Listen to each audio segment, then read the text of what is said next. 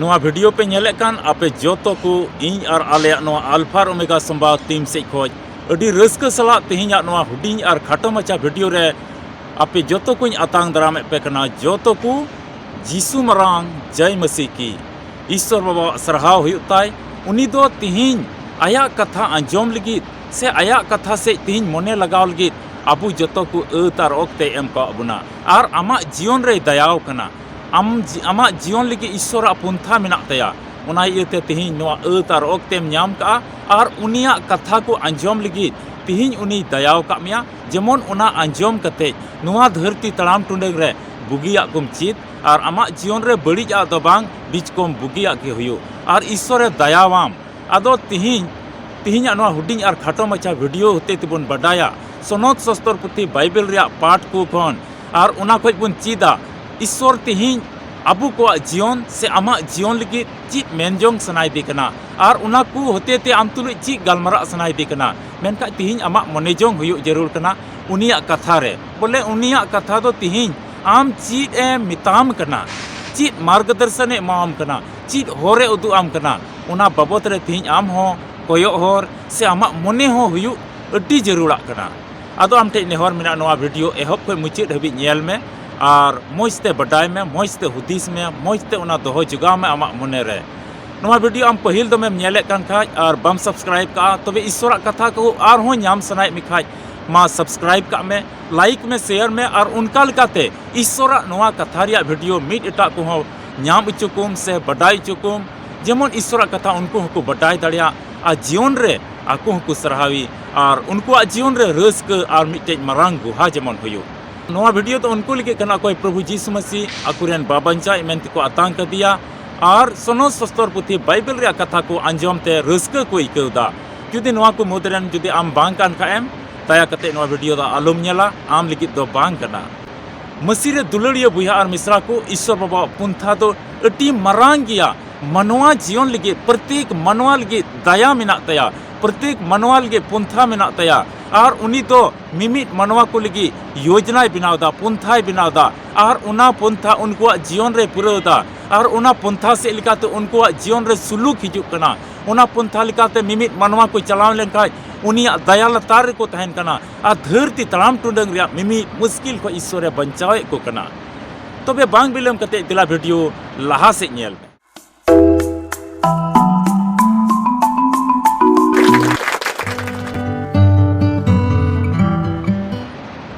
मसीह रे दुलड़िया बुया और मिश्रा को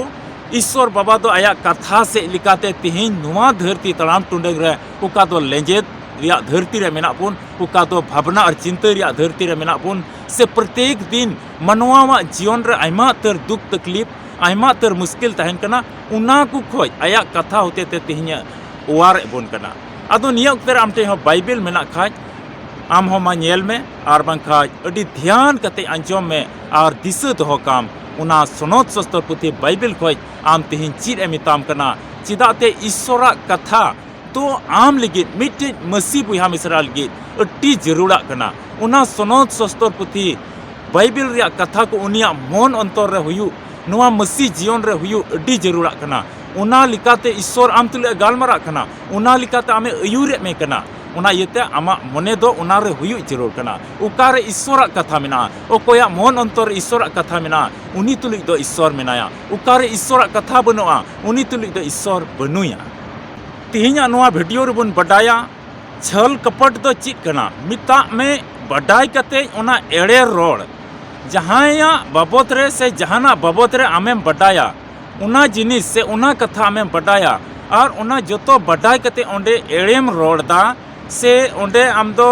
बडाई कते एड़ेम रोडदा उना दो तिहिन जुदी नेल हुई लंका हिंदी ते दो चिकना छल कपट ओंडे दम छल कपट दा आम दो उना छल कपट से बडाई कते उना एड़े रोड दो चील काना कना उना बाबत रे तिहिन अडी पुष्टव तिबुन बडाया आ बाइबल रेबुन नेल दा मी बार मनवा को से मी बार होड़ को नुंका को तहे कना कोई तो ईश्वर तुलुज को छल कपट ले कोई तो ईश्वर तुलुज बडाई कते उनी तुलुज एड़े को रोड केदा और उनको जीवन रे चीज हुईना और चीज कुड़ई को नाम केदा उना बाबत रे तिहिना वीडियो रे आमेम बटाया दिला बाइबल को मिटे पाठ बन पढ़ावा और उना तो बन नामा जेनेसिस रे पुथी 4 हटिंग और पढ़ाव ते दो 5 कली ओंडे मेंदा मेनखान कईन दो बाय बसुत दिया और उनिया सनामा हो बांग मेंदाय कईन दो बाय बसुत दिया कईन दो बाय दयाव दिया और उनिया तीन जिनिस इदिले उना को हो बाय बसुता तया और उना को हो बाय अतांग ले तया अबु बुन बडाय गया सरीगी हबील और कईन दो ईश्वर समांग रे अकिना सपड़ाव से लिकाते धरती रिया अकिना सपड़ाव से लिकाते चित के निदिलदा समांग लिदाकिन अकिना दुलड़ अकिना अर्जाव अकिना कुरुमुटुते उकाकिन अर्जाव ले उकाकिन जमा उकाकिन जरवा ले उना को ईश्वरा उड़ा तकिन इदिलदा हबीला दोय अतांग किदा उनाय बसुत दा ईश्वर दो उनाय भोर दा और उनी होय दयाव दिया उनी होय भोर दिया मेनखान कईन दो बाय बसुत दिया मिता में बाय दयाव दिया बाय भोर दिया और उनी तीन कईन इदिले उना को चित की बाय भोरा तया लतार सेना गली रे मेंदा खान की कईन दो अडी ते रंगावना और मेदहा दो कुर कुंदु एन तया आदो ईश्वर उनी बाय बसुत दिते उनी दो एकदम रंगावना और मन दो मेदहा दो कुर कुंदु एन तया मेदहा दो हायदु एन तया मिता में अडी उदास एन तया उदासी मेदहा नेलोक कान तया और ची मने मने ते चिका कना कईन दो रंगावनाय ओ इᱧ तो बाम भोरा तिᱧ इन दो बाम भोर दिᱧ इᱧ तो बाम कुसिया तिᱧ इᱧ तो बाम अतांग ले तिᱧ उनका लकाते कईन दो एकदम रंगावना और मेदहा दो एकदम कटी चबायन तया मिता में एकदम उदास एन तया मने मने ते रंगा कना तबे कईना जीवन रे नोआ जिनिस तो चिदा हुईना ईश्वर बाय बसुत दिया उनिया चित की बाय अतांग ले तया और बाय भोर दिया चिदा कईना जीवन रे नोआ तो हुईना अबु बुन बडाय गया हबील और कईन बुया किन तहे कना और ईश्वरा पुंथा से लिकाते ईश्वर दो उनकिने मिता किना अबेन तिना बेन अर्जाव का से चित बेन चिकायदा चित बेन कमीदा चित बेन कुरुमुटुइदा अबेना अर्जाव को खोज अबेना रोजगार को खोज अबेना कमी कसनी को खोज ईश्वरा उड़ाते अगुई बेन अदो हबील दो गुपी ए तहे कना और आया झुंड रे से आज ओना भिडी झुंड रे से आज रन जानवर को झुंड रे अटी मोजी भिडी हपन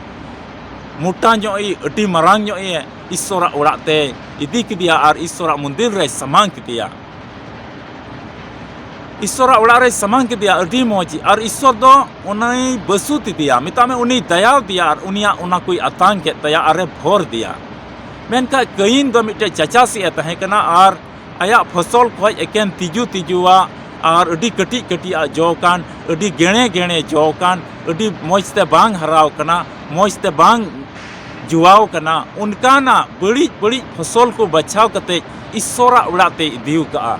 और ईश्वर दो उनी बाय दयाव दिया और उन्हें इदिले उना को बाय अतांग ले तया और बाय भोर दिया अदो नोआ को कईन दो जो तो बडाई कते चिका लेदा उनी दो तीस ईश्वर से खोज बनार बुया किन बडाई किदा तिहिन ईश्वरा उड़ाते मिता में ईश्वर मेंदा इᱧ उड़ाते अगुई बेन और समांग बेन उना कथा दो कईन लहा को बडाई कान तहया हबील होय बडाई कान तहया कईन होय बडाई कान तहया हबील दो अडी मोज जानवर इदी किदिया ईश्वरा उड़ा रे दान किदिया और ईश्वर दो कुसी दिया अरे भोर दिया और अतांग के तया मेनका कईन होय बडाई कान तहया जतो मेनका बडाई कते उनी दो बड़ी फसल को इदी किदा बड़ी फसल को इदी किदा बचाव बिगार किदा उना बड़ी बड़ीवा तिजुआ गेणे गेणेवा और टिढ़ा बेका जोकान कटी कटी जोकान बांग जुआव कना उनका ना मिता में बड़ी मोनेते उना को ईश्वर समांग रे इदीदा और ईश्वर दो उनाते उनिया मोने नेल कतेया नुई दो छल कपट दाय ओकोय तुरुय ओकोय आमे सिरजेव का में ओकोय धरती सिरजेव का ईश्वर बाबा दो नोडे दो उनकिना मोन नेल सनाय दे कान तहे냐 उनकिना मोन अंतर मिता में ईश्वर लिगिते चिल का मिना उना नेल सनाय दे कान तहे냐 आदो उनुई कईन दो अटी बड़ी मोने कते इदी किदा और मोजा दो बइन इदिया बड़ी आन इदिया उनका बाइबल रे और हबन नामे को कुछ मनवा मी बार होड़ को मेना कोआ हनान्या सफीरा हकिन तहे कना ईश्वर समांग रे एड़े किन रोल लेदा और उनकिना जीवन रे अडी बड़ी होइना ओकोय यहूदा इस्करियोती बन नेले कान से यहूदा इस्करियोती बाइबल रे बन पढ़ाए कान गया उनी बन ᱧᱟᱢᱮ ᱠᱟᱱᱟ यहूदा इस्करियोती ᱦᱚᱸ पैसा रिया लालच ते प्रभु जीसु मसीह साब चुक दिया यहूदा इस्करियोती दो चीज हताल दा पैसा रिया लालच तहे कान तया उनको अकोय बैरी को तहे कान उनको तुलु ए मिलवना और उनको मिता को कोई टाइन चो या नहा उनी कान गया उनी सेन कते साब गोदे पे और तिना गा ओने पैसा को माउदी तह냐 ओना दो आय दोहो का तह냐 मिता में पैसा रिया लालच तहे कना उनी आया जीवन न मिटे व्यक्तिगत पुंथा तहे कान तया ओना पैसा इᱧ हुयु तिᱧa ओना पैसा ते दो नोटा इन कमिया ओना पैसा ते दो हाना हुयु तिᱧa ओना पैसा ते दो हानाኝ हतावा उनका गे आया व्यक्तिगत जीवन रे बड़ी पुंथाय लगाव का तह냐 मेनका ईश्वर लगे ओना दो मौजा बांग तहे कना दुलड़िया बुहा मिश्रा को तेहिं नवा धरती तड़ाम टुंडेंग रे अडी आइमा तर नोंका मसी बुहा मिश्रा मेना बुना से मसीवा हर रे बन तड़ामे कान आइमा तर विश्वासी को नोंका मेना बुना अकोय दो बडाय कते आम ईश्वरा कमी लगिते एड़ेम रोड़दा आदो उनका लेकाते चिकाते भोरेम ᱧᱟᱢᱟ आम जोतम बडाय कना नोआ दो ईश्वरा कमी कना नोआ दो ईश्वरा देवा सेवा कना आर ओंडे बडाय कते आम दम छल कपटदा बडाय कते एड़ेम रोड़दा मिता में ईश्वर तुलु एम छल कपटदा आम दो आर ईश्वर सस्तर रे मेंदा छल कपट को दो बाय कुसी को कना और उनको बाय बसुत को कना उनको बाय दयाव को कना उनको घरोंच रे भोर और सहय बाय मो कना उनको मिमि जिनिस रे भोर और सहय बाय मो कना उनको घरोंच रे से उनको जीवन रे चीज जिनिस रे उन्नति बांग हुयो कना बीच कम उनी दो कईन चील का श्राप ने हुईना उनका गे उनिया जीवन रहा श्राप और बड़ी को गे हुयो कना और उनिया मिमि कमी को दो बांग पुरा ओना इयते दुलड़िया मसीरन बुहा मिश्रा को दुलड़िया मसीर बुहा मिश्रा को तिहिं तिना अबो बुन ᱧᱟᱢᱚᱜᱚᱜ कान सस्तर से लिकाते अबो बुन लई चुक कना उनिया होरते तिहिं तड़ाम हुयुआ उनिया होरते चला हुयुआ तबे याने तिहिं अबो दो उनिया दया लतार बुन तहना और बखा कईन लिका श्राप ने एम हुयुआ आमा घरोंच रे ईश्वर चीज गे बाय भोरा आमा जीवन रे बाय दया आम जहां से गेम चला आमा कमी बांग पुरे तमा आदो चलावेन समय और ओक्ते रे आम जहां लिकाना गेम चिकाव का कमी से लिकाते रोड से लिकाते बड़ी तड़ाम से लिकाते बड़ी संगति को तुलुते आ बड़ी रोड से लिकाते आम ईश्वर विरोधम कमियु का मिता में बडाय कते आमदम छल कपट का ईश्वर तुलुज ओना इते तिहिं मिटे की उपाय द मेना आम कस्ता में ईश्वर ठे कस्ता लेन का ईश्वर तो आमे इकमिया ईश्वर तो आमे अपनार मिया कईना जीवन रे अडी बढ़िया को होइना धरती रिया लालच ते उनी दोय चला कान तह냐 उनी मेने कान तह냐 नोआ को दोन चासा मोजा को दोन अखरिया मोजा को दोन जोमा मोजा को दोन दोहया मोजा कोते दो इन अखरिन कते इन पैसा टकाया धन दौलत इन जरवाया किसान होड़िन हुयुआ उनका लेका आइमा पुंथा तहे कान तया उनका गे हनाइने सफीरा हो अकिन लिगे किन हुदिस केदा और ईश्वर समांग रे एड़े किन रोड केदा बनार और ईश्वर तो उनकिने श्रापा किना ईश्वर तो उनकिने सजय के किना उनकिना जीवन रे उन्नति बांग हुइलना उनकिना जीवन रे बढ़िया के हुइना उनकिना जीवन रे श्राप हुइना उनकिना जीवन रे बड़ी कमी पुरवना और उनकिन तो दुख ते पेरेन ते किना जीवन यहूदा इस्करियोतीवा मुचाद जीवन हो अडी दुर्दशा बड़ी अंतया अडी बड़ी हुयन तया मोज द बांग चिदाते पैसा रिया लालच ते प्रभु जीसु मसीह आइरन गुरु अकोय तहेकान आइरन अयुरी अकोय तहेकान आज अकोय बंचाव रिया कथाय लईते आज अकोय बुगी और बंचाव और मिटे सुलूक रिया होरते तड़ाम लिगे रे चीज इदी तहे냐 आज मिटे अकोय उद्धार एमावदी तहे냐 आज लिगी अकोय तो जीवी अलाय केन उनी होड़े धोखा किदिया मिता में नोडे दो बन बडाय दड़िया कना बडाय कते उनी दो एड़े रोड किदा नोडे दो चिकायदा छल कपट दाय यहूदा इस्करियोती दो छल कपट किदा उनका गी तिहिं नोआ पाठ रेबन ᱧᱟᱢ दड़िया कना कईन दो छल कपट दा बडाय कान थाय किया तो मैं नोडे मिटे कथा हुदिस रिया नोआ दो कना उनी कईन जुदी बाय छल कपट लिखाज और ईश्वर ठे जुदी भागी भागिया फसल को गे समांग लिखा ईश्वरा उड़ाते मौज मौजा भागी भागिया सफा सुड़ा मनते इदी कते समांग लिखाज ईश्वर आतांग किताया ईश्वर उनी बसुत किया और तीना उनी इदीले उना कोई आतांग किताया और ईश्वर से कोई भोर और सहय नाम किया तो मैं नेल में थोड़ा लगी कईना जीवन रे मुश्किल हेज पड़ा थोड़ा लगी उनिया जीवन रे श्राप हेज पड़ा ईश्वरा थोड़ा गान मोने बदल लेखा मोजा इदी किया मेनका उनी दो छल कपट दा ईश्वर तुलुई ओना मी घड़ी ते 1 सेकंड पसे ओना हुदिस लगे लगाव देते냐 हर मोजा तो बኝ दिया बड़ी यानी दिया 1 सेकंड लगाव देते냐 ओना 1 सेकंड रिया बड़ी हुदिस चलते ते कईना जीवन रे श्राप हेजना और ओना 1 सेकंड रे जुदि मोजा हुदिस लेखा बांग मोजा को गिñ दिया और ईश्वर ठिन समांगा तबे अडी मोजा इदी किया अरे भोर किया हबील हो भोरे नाम किया कईन हो भोरे नाम किया बनार बुहाई भोर की किना बनार बुहा आशीष और दया और उनकिना जीवन रे भोर सही तहे को उनकिना जीवन रे भोर और सही तहे को आ पीढ़ी पीढ़ी उनको दो भोर सही को पेरेज को मेनखा तिहिन उनी कईन दो चीज 1 सेकंड रे बड़ी हुदिस चलते थे बड़ी गोटा केदा बड़ी कमी केदा मसीरे दुलड़िया बुहा मिश्रा तिहिन हो नवा धरती तड़ाम टुंडंग रे आम चिलकाना गुम गुटाइदा चिलकाना निर्णय हतावदा चिलकाना आमा जीवन लगे आमा घरवंच लगे आमरेन गिद्रा को लगे ईश्वर लगे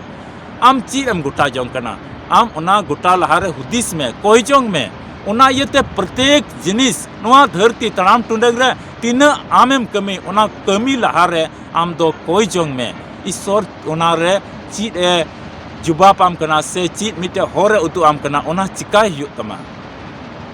उना 1 सेकंड रे बड़ी हुदिस चलते तो आमा जीवन रे श्राप हिजुआ आमा जीवन रे ईश्वर दया बाम न्यामा आमा जीवन रे पीढ़ी पीढ़ी दुख और तकलीफ रे को तहेना उना येते तिहिया नवा पाठ होते तमन लई चुक कना उपाय तो मिटे के मिना ओक्ते आ समय तिहिन हो मिना आमा मन को उना बड़ी हुदिस लेकाते आलम गोटा गोदा तिहिन मन को अचूर ताम और ईश्वर ठे कास्ता में जुदिम कास्ताव लेन खाय ईश्वर द इकमिया चिदाते सनद शास्त्र पुति बाइबल रे अबो बुन नाम दाड़िया कना अड्डी आइमा तर ईश्वर रेन गुलाम को बड़ी लेदा कई घट लेदा को मेनखा ए कस्ताना ओकोय उलबुलिया हपन बुन नामे कान उनी तो आया मने लेकाय तड़ाम लेदा बड़ी कमिल दा बाबावा हुकुम खय बाबावा संपत्ति खय हताव कते उनी तो संगिन दिसम ते चलाव लेना और ओंडे दई रीत कित चबा केदा आया पैसा टका बड़ी कमी रे लगाव केदा मेनखाय कस्ताव नाय अड़ी दुख अड़ी तकलीफ उना जीवन रे उनी उना दिसम रे उना आया जीवन रे हुयन तया सुक्री को तुलु जमे कान तह냐 बड़ी दुर्दशा हुयन तया आरोय दिसर रुवाड़ केदा बाबावा दुलड़ बाबावा घरोंज बाबावा जमन्यू जतोय दिसर केदा आरे कास्तावना मन मनते कास्तावना आज आरोय हेज रुवाड़ना और बाबा दोय आतांग किदिया मसीरे दुलड़िया बुहा मिश्रा को तिहिन हो आमा घरोंज जुदी बड़ी हुदिस लेका ईश्वर तुलु एम छल कपटे कान खाय तिहिन हो मन अचूर ताम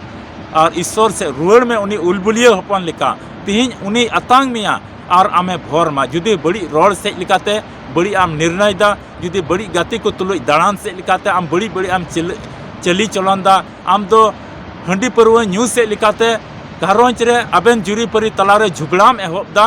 गिद्रा को तुलुज बड़ी आम व्यवहार दा आमरेन बुहा को तुलुज बड़ी आम व्यवहार दा तबे उनी कईन लिका दुर्दशा हुयु तमा आमा और बंचाव आमा जीवन रे बनुआ ओना येते तिहिन ओ अत और ओक्ते मेना मोज समय और ओक्ते मेना तिहिन रुवाड़ में उनकाना कोई रुवाड़ में जेमन श्रापित जीवन दा आलो हुयु चिदा मिद घड़ी लगी कटी मचा हुदिस लगी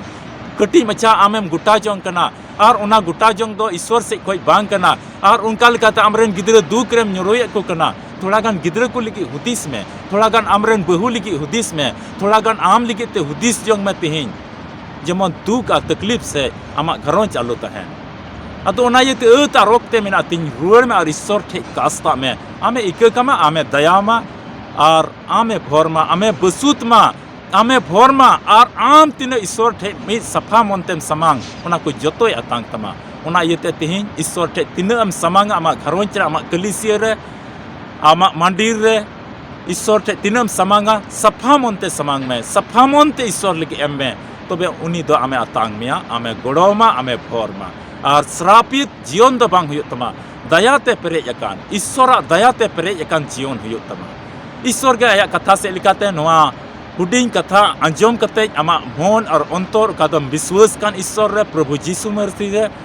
आया कथा से लिखाते और आमा विश्वास से लिखाते आपे जोतो को गोड़ो आरे भोर पे मा नोआ वीडियो नीते बेम नेल केदा ओना येते अडी अडी सरहाव मसीरे दुलड़िया बुहा मिश्रा को पुष्टव तेन बडाय ची अपना नोआ अल्फा ओमेगा संवाद टीम रे तीना बुहा मिश्रा दो आइमा दिन को आपे नेहर पे दो का